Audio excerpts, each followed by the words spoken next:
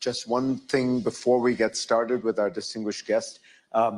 This is being recorded for my Sunday show, so I would appreciate it if people would not show either very loud signs of approval or disapproval. But just make it easier if we don't have any noise from the audience. It's a great pleasure to be able to do it, and so I hope you'll make it possible. Let's get started. Joining me now, of course, is a man who needs no introduction, probably the most famous visible face of Iran over the last 3 decades that people have encountered. Deputy Foreign Minister, Ambassador to the UN, now Vice President. Javad Zarif, pleasure to have you on. Good to be with you. Let me begin by telling you what it looks like to me right now in terms of Iran's position in the region. I think one could make an argument that Iran has never been in a weaker position. You made a huge bet on Assad in Syria, enormous amount of money, arms, militias. Assad is gone. Hezbollah, a key ally in Lebanon, has been decapitated by my count 3 times over, decimated in terms of its force. You have relations with Hamas. Hamas leadership has been destroyed. Its tunnel infrastructure has been destroyed. The whole idea of the axis of resistance, these militia groups, these sub-state actors that were going to push back against Israel, against the Gulf Arabs, perhaps American interests, it all seems to be much, much weaker than it was before. I'm sure you're going to disagree, so tell me why. Well, first of all, let me make 2 points because we don't have much time. First point, in 1982, if you can remember, Sharon invaded Lebanon, pushed all the way into Beirut, because in 78 he pushed all the way until the Litani River in order to prevent the Palestinians from firing into Israel. And then in 82, he went all the way to Beirut in order to basically decimate the Palestinian resistance. If you remember, he sent Arafat to exile, to Tunisia. Tunis. So what happened? From 1981 to 1987, Islamic Jihad was born in 81, Hezbollah was born in 82, and Hamas was born between 85 and 87.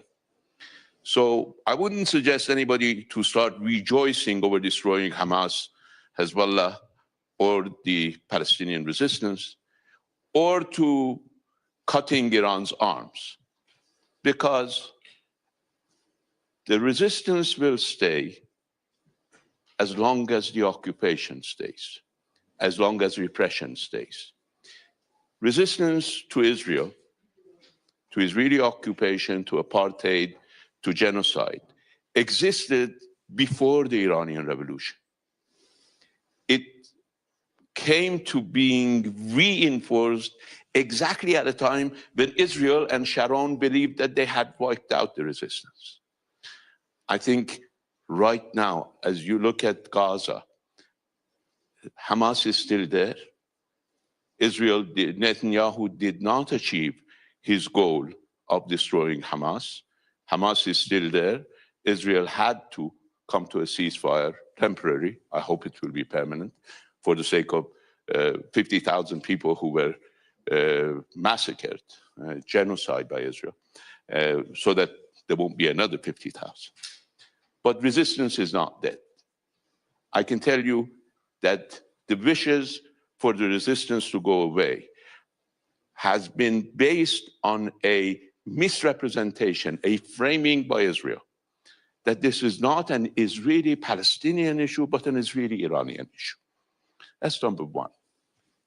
Number two, Go back to 1981, 82, and move all the way to 2023, 2024. Give me a single instance when this resistance operated on Iranian behalf. They always worked for their own cause, even at our expense. They never carried our orders. We didn't know about October 7th. Actually, we were supposed to have a meeting with the Americans on JCPOA renewal on October 9th, which was undermined and destroyed by this operation. But then it makes the case that this has been a very unwise investment for Iran to be funding all these militias, which are not even doing Iran's interests. Well, let's not talk about funding, because a lot of people are funding a lot of things and they're not successful. But let's focus on the fact that we have supported people's rights. Now, Israeli actions are a matter of jurisdiction of the International Court of Justice in the case of genocide, a matter of criminal jurisdiction of the International Criminal Court in terms of Netanyahu and the Minister of Defense. So, and they cannot come to Davos. The president can come to Davos because he's a nobody in Israel, to reciprocate what he said yesterday. Otherwise, he would have had to go to The Hague instead of Davos. This is the reality on the ground. People will continue to resist. Now, why am I making this statement? Because if you want to resolve the problem of Palestine, you should not look at Iran. You should look at the Palestinian issue. As long as the Palestinian issue is there, the struggle will be there, the resistance will be there, and there will be support from the international community, including from Arab allies of the United States. I take your point, but if I may, with respect, you haven't answered my question, which is about Iran's position. You've lost a key ally in Assad, you've lost, or at least you have a much weaker ally in Hezbollah. Your air defenses have been destroyed. We have reports or you tell me if it's not true, we have reports of generals in Iran talking about the fact that they've paid a very heavy price for the support of Assad. Is it not true that you are in a much weaker position? But let me make, again, a couple of points. We fought Iraq when we didn't have any air defense, when we didn't have any weapons, when the United States was providing Iraq with AWACS, when the French were providing Iraq with Exocet missiles and Mirage fighters, when Germany was providing Iraq with chemical weapons, when Britain was providing Iraq with Chieftain tanks, when Russia, Soviet Union at that time, was providing Iraq with MiGs and Scud missiles, when China at that time was providing Iraq with Silkworm missiles. We didn't have anything. We stood against Iraq for 8 years, and we did not give up an inch of our territory. So, first of all, the story about destroying our air defense is a story, and there is a reason behind it. You're saying it didn't happen? No, we suffered, but it didn't mean that we lost our air defense. And secondly, we have fought against a well-equipped army, equipped by everybody, when nobody was giving us any weapons for 8 years, and we didn't lose an inch of our territory. And that's something that didn't happen in Iran for 220 years. For the previous 220 years, we had lost every war in which we engaged. This is the first government in Iran that has not lost any territory in the past 2.5 centuries. So we're not talking about a weak government. But I answered your question by saying that find me a single instance when these groups, which are, I think, erroneously called Iranian proxies, operated on our behalf. If they did not operate on our behalf, what do they do to our strength?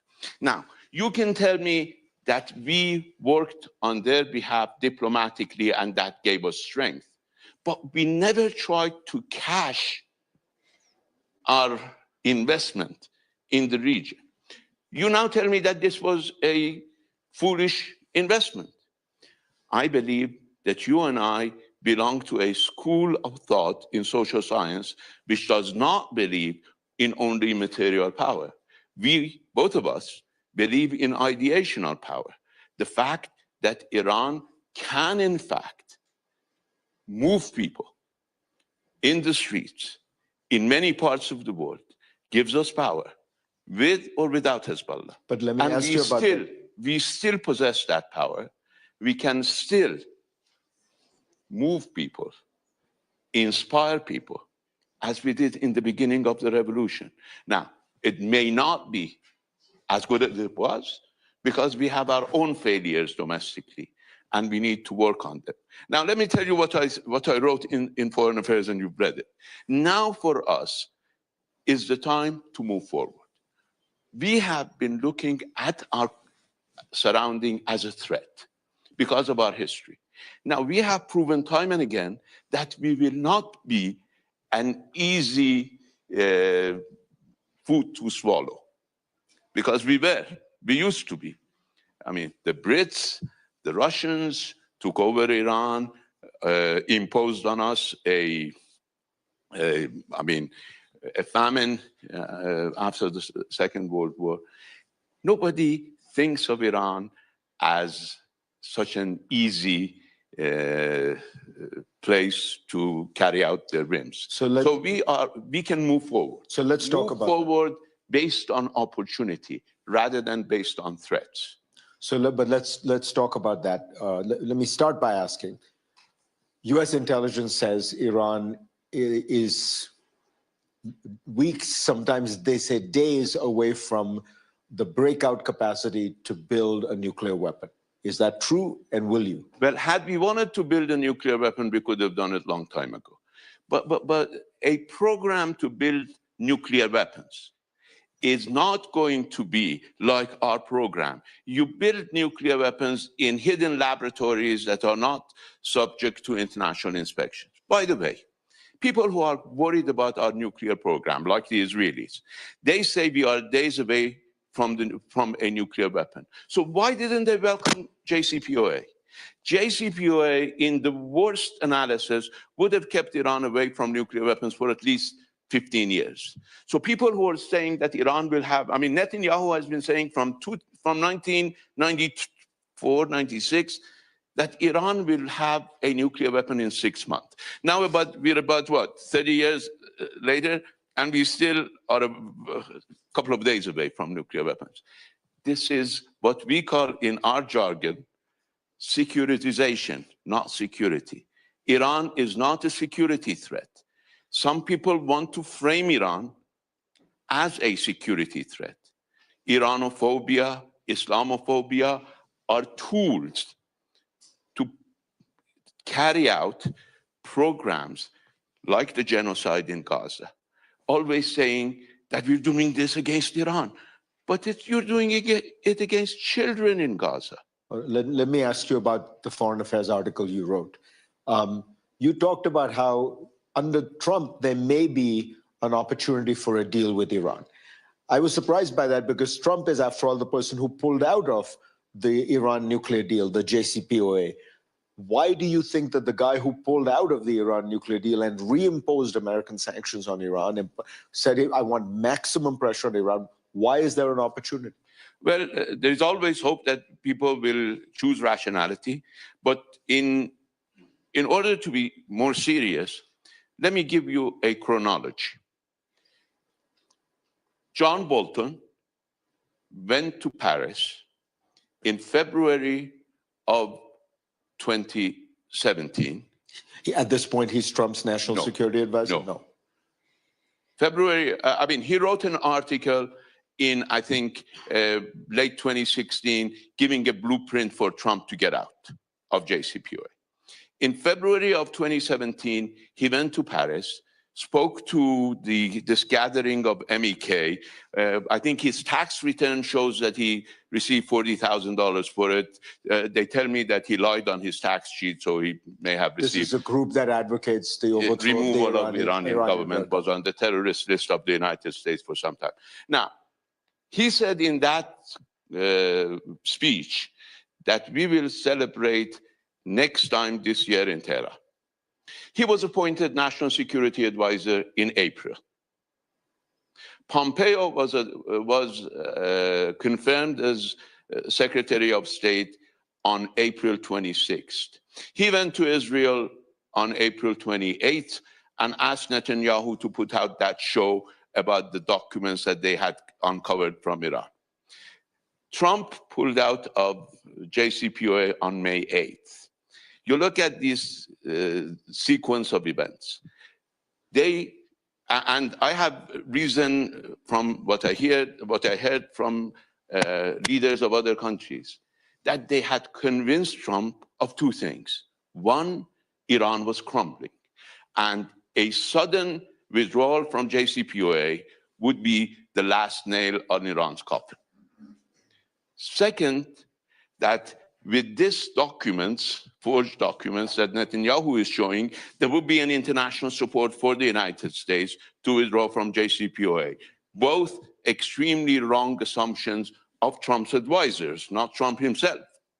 Now, I hope that this time he kicked Bolton out, he kicked Robin Hook out, he kicked Pompeo out, because Pompeo was seeking an appointment. Hook was there until, yesterday? He withdrew the Secret Service support from John Bolton on a bogus charge that Iran was trying to kill him, which has been bogus from the very beginning. So I hope that this time around, a Trump 2 will be more serious, more focused, more realistic, to know that his withdrawal the withdrawal that was imposed on him, and he has said it, that he did it for Israel. And he has said now that he won't do anything for any other country. He said it on his inauguration. After he withdrew from JCPOA, Iran has gained much more nuclear capability based on your breakout calculations. I don't do breakout calculations because we don't want to break out. But based on American breakout calculations, we were a year away from a nuclear weapon when Bolton wrote that whatever executive order to get Trump out, memorandum to get Trump out. And today, even the Americans say we are a few days away.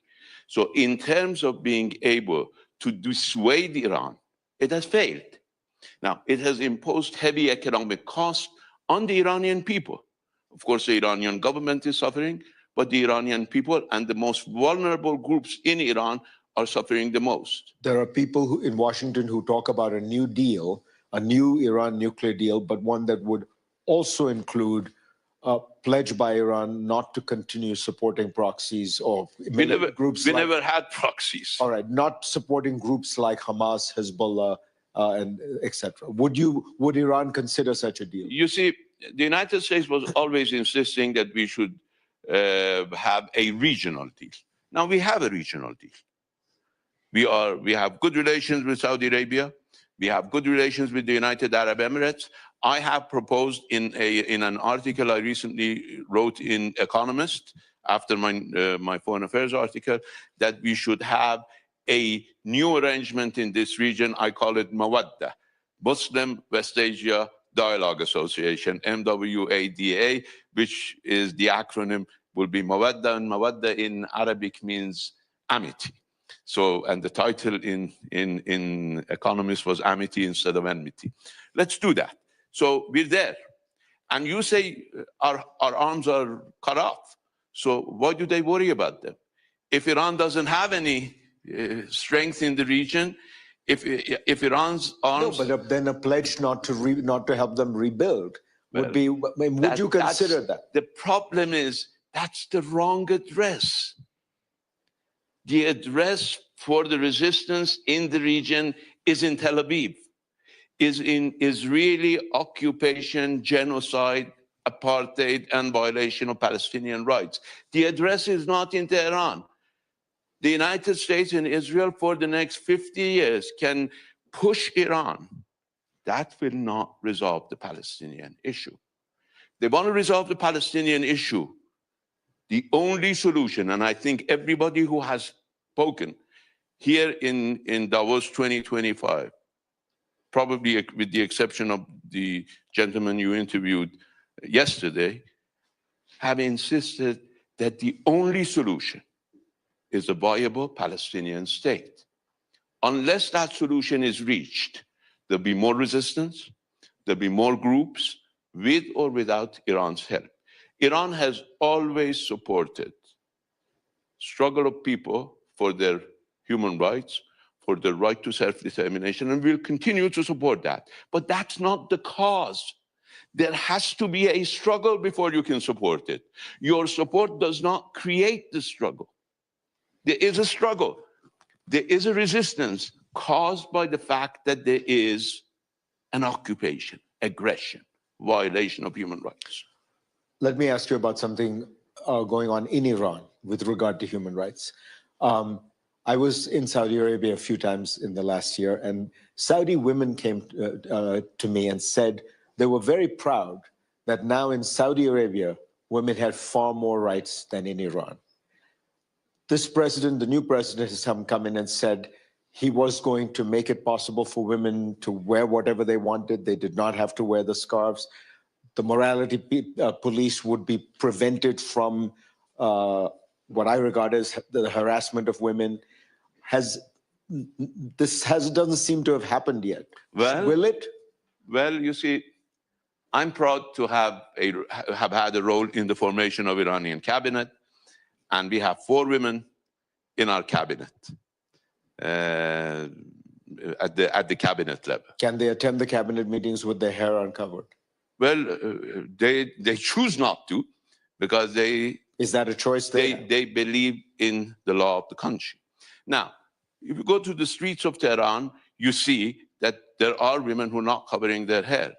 It's against the law, but the government has decided not to put women under pressure. And this was a promise that President Pezeshkian made, and the promise is being observed. He did not implement the law with the consent of the leadership. That I don't mean the leader, the leadership of the country, the head of parliament, the head of judiciary, and others, National Security Council. So we're moving in the right direction. We have, for the first time, our ethnic minorities are governors in Iranian Kurdistan, in Iranian Baluchistan. We have a minority member of the cabinet. So these are things that I'm sure President Pezeshkian is proud of, and as a person who was responsible for the formation of cabinet, I'm very proud. It's not enough, Farid. It's a step in the right direction. There are hardliners in Iran who don't like you. So? In fact, you are currently, I don't understand the complete specifics, but they have taken you to court, or they have filed cases in court to have you dismissed from your current job. Yeah. Is this going to succeed? I mean, basically the argument is your children have American citizenship. My children were born in the US. So they're both right citizens. When I was a student. Will these efforts succeed? And more importantly, doesn't it reveal what the president of Israel said, which is that the hardliners, who are often seen as controlling core security policy, don't trust people like you, that they're going to make policy, and what you say at places like Davos doesn't matter because they're the guys actually running things. Well, actually they're not, because I'm here. Had they been running the show, I would be, I mean, according to their visions, not even free to walk in the streets, not the streets of Davos, but not even the streets of Tehran. But it shows that Iran is not a uni-voice, single-voice society. We have many voices, many views, and we cannot shut them down. Now, in other places, At one time, they shut down the voices of progress. At another time, they shut down the voices of tradition. We don't. Voices of progress, voices of, I don't like these labels, but voices that like more open policies are very active. Voices that are against us are also active. They lose in the elections, they win in the elections. Last election, we lost. This election, we won, but was a very close competition. And first time in my life that I've done anything domestic was during this campaign. And I had to go to town after town campaigning for President Pezeshkian, then candidate Pezeshkian.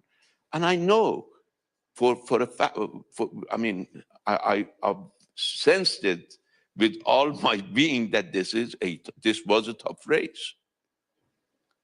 A real race with a real choice.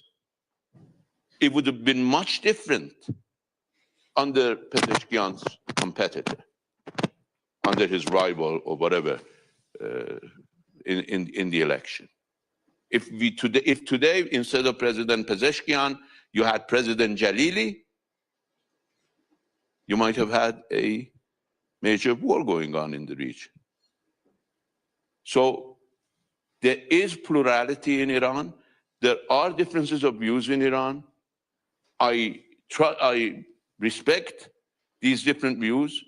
I don't accept people who are running smear campaigns against me to be shut down, or to be quieted by the government. Because if we do it to them, tomorrow they'll do it to us. And they have more power to do it. So I think it's good that they are taking me to court, not taking me, taking the government to court to try to dismiss me because they believe my appointment is a violation of the law. That's their interpretation.